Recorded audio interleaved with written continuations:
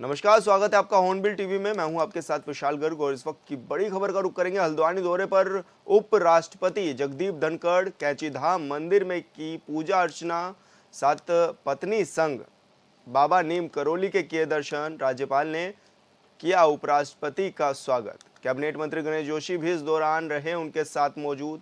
तो बड़ी खबर आपको बता रहे हैं, जहां पर उपराष्ट्रपति जगदीप धनखड़ आज उत्तराखंड दौरे पर हैं और इस दौरान उन्होंने पत्नी संग बाबा नीम करोली धाम पहुंचकर पूजा अर्चना की और दर्शन किए। इस दौरान राज्यपाल लेफ्टिनेंट जनरल गुरमीत सिंह ने उनका स्वागत करने के लिए भी पहुंचे थे और साथ में कैबिनेट मंत्री गणेश जोशी भी उनका स्वागत करने के लिए हेलीपैड पहुंचे थे। तो बड़ी खबर आपको बता रहे हैं, जहां पर उपराष्ट्रपति जगदीप धनखड़ उत्तराखंड दौरे पर हैं और पत्नी संग उन्होंने बाबा नीम करोली के दर्शन किए हैं। और संवाददाता पंकज सक्सेना हमारे साथ फोन लाइन पर जुड़ गए हैं। पंकज, क्या कुछ ज्यादा जानकारी मिल रही है? अब जिस तरह से देखा भी जा रहा है कि उपराष्ट्रपति पहुंचे थे, पत्नी संग उन्होंने दर्शन भी किए, पूजा अर्चना भी की है। हाँ, देखिए बताना चाहूंगा, जो ये भारत सरकार के उपराष्ट्रपति जगदीप धनखड़ आज जो है 1 दिवसीय उत्तराखंड के दौरे पर है, जहां उन्हें हल्द्वानी सुबह पहुंचे। उसके बाद कैंची धाम मंदिर पहुंच के पत्नी से उन्होंने बाबा नीम करोली बाबा के दर्शन किए। वहीं उन्होंने पूजा अर्चना किया। वहीं पूरे उन्होंने भारत की सुख शांति के लिए, समृद्धि के लिए भगवान नीम करोली बाबा से दर्शन किए। इस मौके पर जो है जनरल गुरमीत सिंह ने उनका और जो है कैबिनेट मंत्री गणेश जोशी ने भी स्वागत किया। वहीं प्रशासनिक अधिकारी भी मौके पर मौजूद थे। सबसे बड़ी बात है कि जो उपराष्ट्रपति यहाँ पहुंचे अपने परिवार के साथ, उन्होंने जो है नीम करोली बाबा के दर्शन किया और जो कंबल भी वहां पर उन्होंने चढ़ाया और बाबा का हनुमान चालीसा भी वहां पर पढ़ी और लगभग आधे से पौन घंटे उन्होंने बाबा के दर्शन की। जी। तो और क्या कुछ प्रोग्राम रहने वाला है इस दौरान उपराष्ट्रपति का? देखिए, इसके बाद वो वहाँ पर नैनीताल भ्रमण पर जाएंगे, नैनीताल दौरे पर जाएंगे और संबंधित अधिकारी से वार्ता भी करेंगे, और जिसको लेके जब भाजपा के कई नेता भी यहाँ पर मौजूद होंगे और मुख्यमंत्री पुष्कर सिंह धामी भी पहुंचने वाले हैं, वो भी शायद यहाँ पहुंच सकते हैं। तो सबसे बड़ी बात है, जिस प्रकार से राष्ट्रपति का हल्द्वानी और नैनीताल में प्रथम बार दौरा, इसको लेके भाजपा और प्रशासन ने पूरी तैयारी यहाँ पर करते दिखाई दी। जी बिल्कुल पंकज, बहुत बहुत शुक्रिया आपका तमाम जानकारी साझा करने के लिए।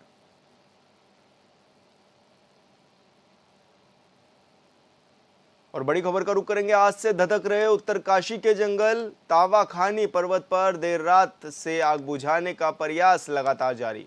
एनडीआरएफ अग्निशमन टीम ने किया आग बुझाने का प्रयास। हवा के चलते घरों तक पहुंच रही आग की जो राख है वो लगातार देखी भी जा रही है। आग की लपटें और टीवी स्क्रीन के माध्यम से आपको दिखा रहे हैं कि किस तरह से जंगलों में आग धधक रही है। ऐसे में जिला अधिकारी ने भी बचाव कर्मियों को दिशा निर्देश दिए हैं। तो ये बड़ी खबर आपको बता रहे हैं, जहां पर जंगल धधक रहे हैं और ऐसे में हवा के चलते घरों तक आग की जो राख है वो पहुंच रही है और ऐसे में जंगल बड़ी संख्या में धधकते हुए नजर आ रहे हैं। जिला अधिकारी ने बचाव कर्मियों को दिशा निर्देश भी दिए हैं, साथ ही एनडीआरएफ और वन कर्मी आग बुझाने में जुटे हुए हैं। तो उत्तरकाशी से तस्वीरें हैं, जहां पर जंगल धधकते हुए नजर आ रहे हैं।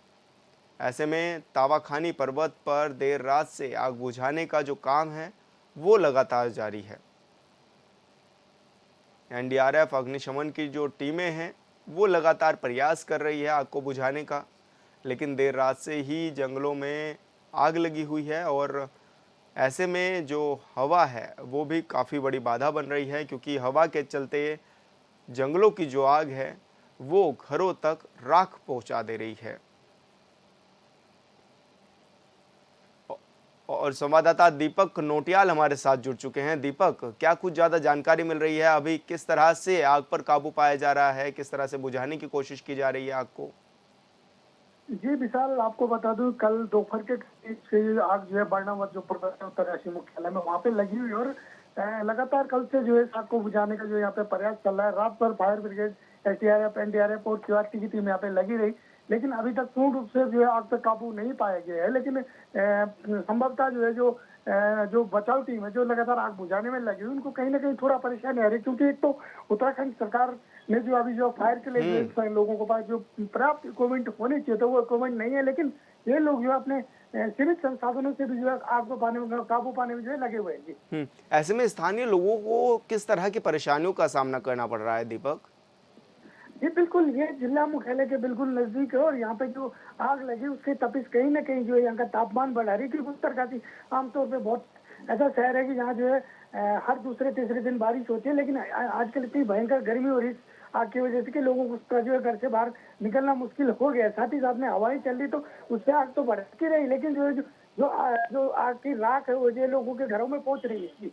अच्छा, प्रशासनिक जो टीमें हैं वो किस तरह से काम करती हुई नजर आ रही है और कितना कंट्रोल आग पर करती हुई नजर आ रही है?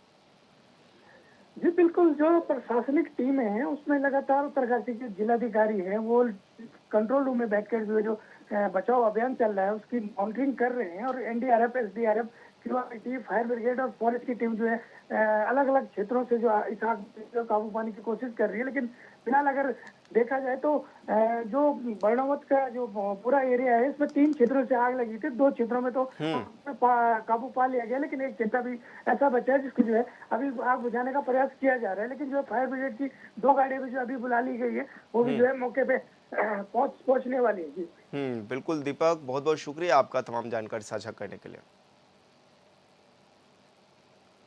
और काशीपुर से बड़ी खबर, माफियाओं के हौसले बुलंद, वन विभाग की टीम पर हुआ बड़ा हमला। टीम पर खनन माफियाओं ने किया हमला। खनन की सूचना पर पहुंची थी वन विभाग की टीम। वन विभाग की टीम ने मौके से जेसीबी की बरामद, साथ ही टीम से जबरन जेसीबी छुड़ाकर ले गए खनन माफिया। पहले भी हो चुके हैं वन विभाग की टीम पर कई ऐसे हमले। काशीपुर कुंडेश्वरी चौकी क्षेत्र का यह मामला बताया जा रहा है। तो आपको बता दें, ये बड़ी खबर इस वक्त की जहां पर खनन माफियाओं के हौसले बुलंद हैं और ऐसे में वन विभाग की टीम पर हमला भी कर दिया है खनन माफियाओं ने। वन विभाग की टीम मौके पर पहुंची थी सूचना मिलने पर और ऐसे में उन्होंने जेसीबी बरामद कर ली थी, लेकिन जो खनन माफिया हैं वो जबरन जेसीबी छुड़ाकर ले गए हैं और खनन माफियाओं के हौसले यहाँ पर काफ़ी बुलंद देखे जा रहे हैं। पहले भी कई बार इस तरह की घटनाएं सामने आ चुकी हैं और वन विभाग की टीम पर पहले भी ऐसे कई बार हमले हो चुके हैं। तो ये काशीपुर से बड़ी खबर आपको बता रहे हैं जहां पर खनन माफियाओं के हौसले बुलंद हैं। ऐसे में लगातार खनन माफियाओं के जो हौसले हैं वो बुलंद देखे जा रहे हैं और वन विभाग की टीम पर ये एक बड़ा हमला किया है।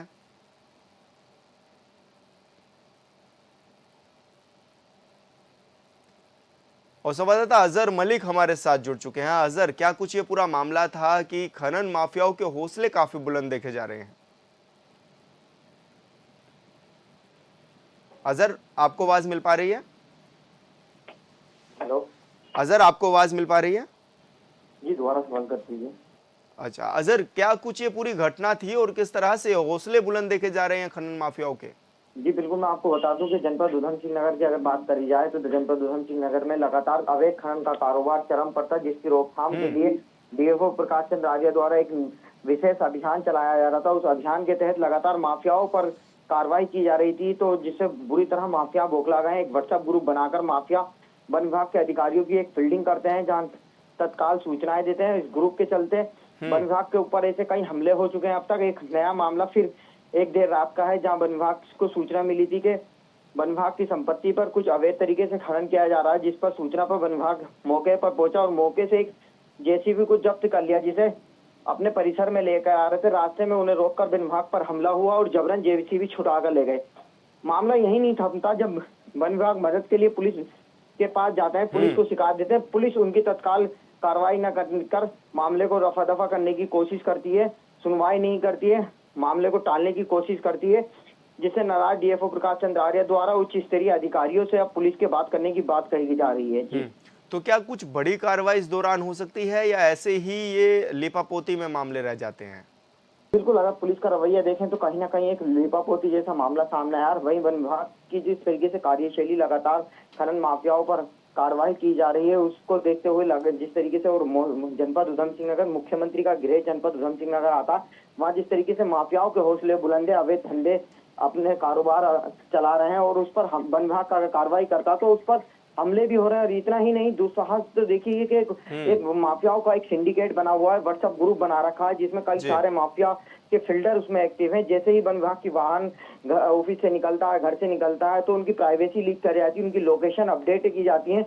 और ऐसा एक नया मामला नहीं जिस पर वन विभाग के पर हमला हुआ, ऐसे कई सारे मामले ऐसे हो चुके हैं अब तक जिस पर वन विभाग पर कई हमले हुए हैं, जिनकी शिकायत रामनगर कोतवाली में, बाजपुर कोतवाली में, काशीपुर कोतवाली में, ऐसे कई थाना चौकी क्षेत्रों में शिकायतें दर्ज हैं, शिकायतें दी गई। कहीं पर कार्रवाई तत्काल पुलिस द्वारा करी गई है और कहीं पर कार्रवाई नहीं की गई है।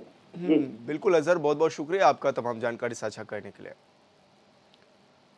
पर्यटन सीजन लगभग शुरू हो गया है, लेकिन सरकार की ओर से पर्याप्त सुविधाएं उपलब्ध न कराए जाने से पर्यटकों को परेशानियों का सामना करना पड़ रहा है। मसूरी में सबसे बड़ी समस्या कार पार्किंग की बनी हुई है। हजारों की संख्या में पर्यटक वाहनों के आने से व्यवस्थाएं चरमराई हुई हैं। लंबे सफर के बाद मसूरी पहुंचने पर सबसे पहले पर्यटकों को जाम से जूझना पड़ता है। साथ ही शहर में कहीं पर भी ड्रॉपिंग जोन उपलब्ध नहीं है।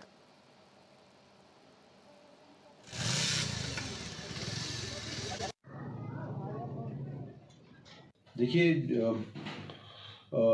एनसीआर में प्रचंड गर्मी पड़ रही है। 45 डिग्री करीब टेम्परेचर है। राजस्थान तो 50 छू रहा है। उस परिप्रेक्ष्य में पर्यटक काफ़ी मात्रा में मसूरी पहुंच रहे हैं, परंतु ये जो पर्यटक का आवाजाही है ये वीकेंड पे ज़्यादा है। Last weekend Buddha Purnima Saturday Sunday के कारण एक अच्छा पर्यटक का फुटफॉल मिला हमको, लगभग ऑक्यूपेंसी 90% रही। परंतु ये देखा जा रहा है कि Monday, Tuesday, Wednesday, Thursday weekdays में थोड़ा सा ऑक्यूपेंसी कम हो रही है, जो भी चिंता का विषय है, नहीं होनी चाहिए। पर्यटक डिवाइड हो रहा है, अन्य शहरों में भी जा रहा है। कुछ सुविधाओं का अभाव है, जैसे पर्यटक आते हैं, परेशानी आती सारी परेशानी झेलते हैं। जाम तो निश्चित रूप से थोड़ा इस बार कम है। Mussoorie traders and welfare association की ओर से एक होटल के सभागार में सम्मान समारोह का आयोजन किया गया, जिसमें एसोसिएशन के 2 नाबालिग लड़कियों को सकुशल परिजनों के सुपुर्द करने को लेकर पुलिस कर्मियों को सम्मानित किया गया। बताया गया कि मसूरी से लापता हुई नाबालिग लड़की को 36 घंटे के अंदर पुलिस ने दिल्ली से बरामद किया। इसके बाद उसके परिजनों के सुपुर्द भी कर दिया गया है। वहीं डोईवाला से मसूरी आई युवती को भी 12 घंटे के अंदर उसके परिजनों को सुपुर्द किया गया था।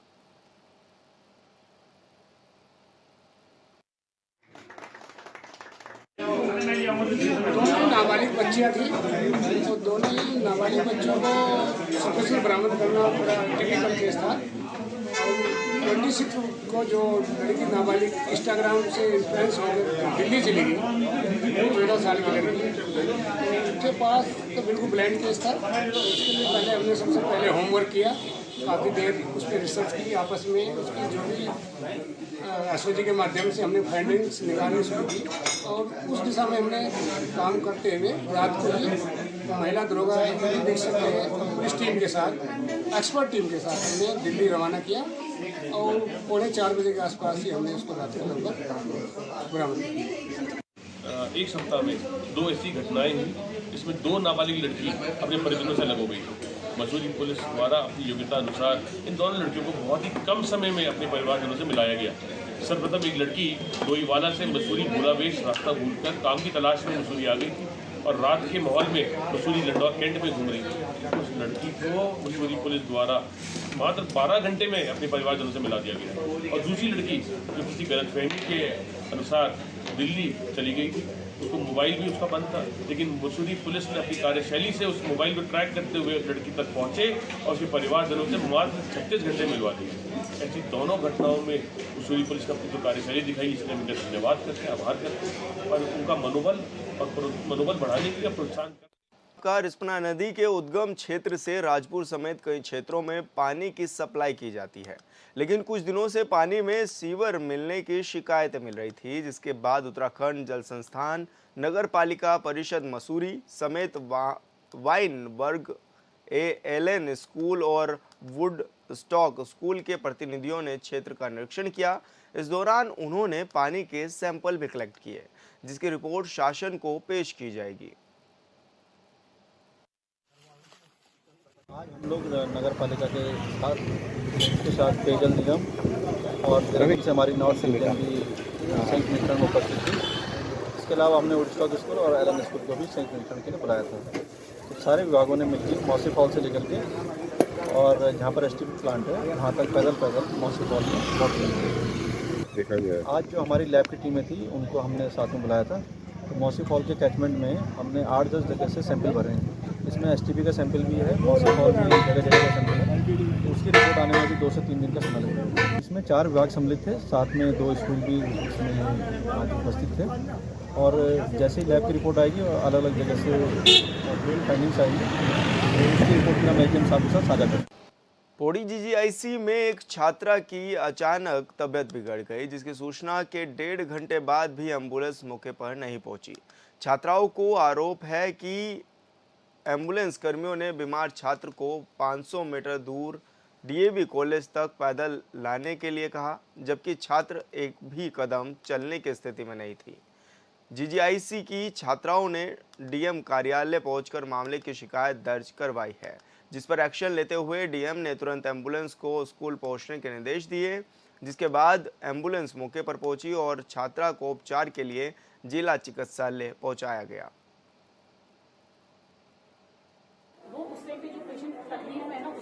संबंध में मेरे द्वारा सीएमओ से बातचीत की गई है। जो डिले हुआ है 1.5 आवर का, तो उसको इन्वेस्टिगेट इंक्वायर भी किया जाएगा उस मैटर में। और अभी वर्तमान में उस बच्ची का इलाज जिला चिकित्सालय में चल रहा है।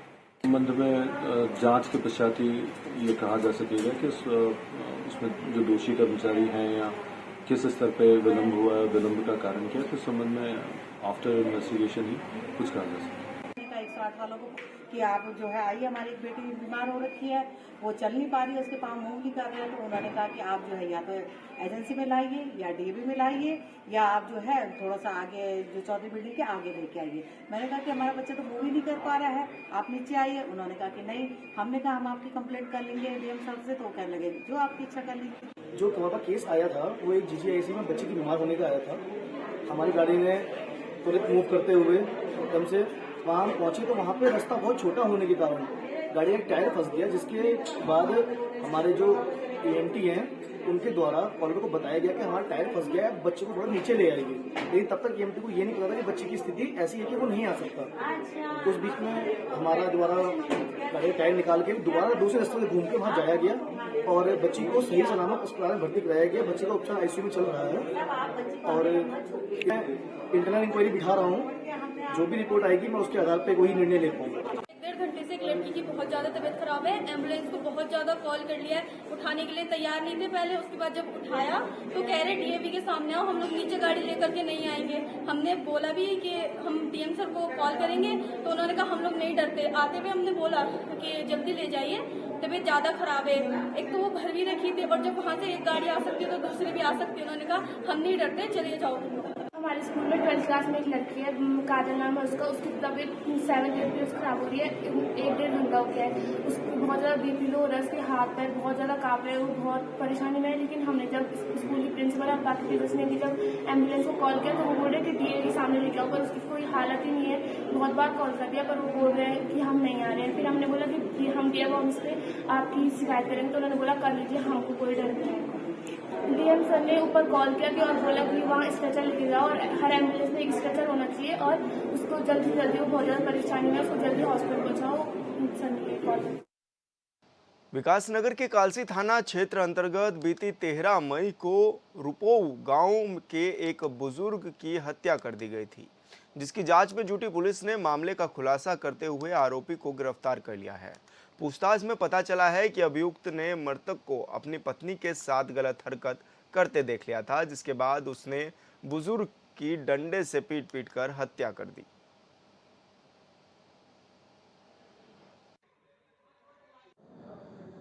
ये थाना कालसी क्षेत्र अंतर्गत ग्राम रूपो निवासी खजान सिंह द्वारा दिनांक 16 मई को एक तहरीर थाने पे दी गई कि उनके पिता आषाढ़ की हत्या उनके पड़ोसी हरिया आदि द्वारा की गई है। इस संबंध में थाना कालसी पे धारा 302 के अंतर्गत अभियोग पंजीकृत किया गया था, जिसकी विवेचना थानाध्यक्ष श्री वैभव गुप्ता द्वारा की गई और विवेचना के दौरान उन्होंने पाया कि आषाढ़ जो कि हरिया की पत्नी के संग कुछ गलत काम कर रहा था, तो इसको देखते हुए उन दोनों की हाथापाई हुई और हरिया ने आषाढ़ के सिर पे लाठी से प्रहार कर दिया और भाग गया था वो आज। तो आज उसे हरिया को लखवाड़ कॉलोनी डाकपत्थर से गिरफ्तार किया गया और उससे जो हत्या में प्रयुक्त लाठी है वो भी बरामद कर ली गई है, जिसे आज न्यायालय में प्रस्तुत किया जाएगा। उत्तराखंड में निजी स्कूलों पर नकेल कसने की तैयारी है, क्योंकि शिक्षा विभाग के डीजी के आदेश पर उत्तराखंड में 1955 स्कूलों को नोटिस जारी किए गए हैं। वहीं जवाब न देने पर स्कूलों की मान्यता रद्द करने के भी संकेत दिए गए हैं। इस रिपोर्ट में देखिए।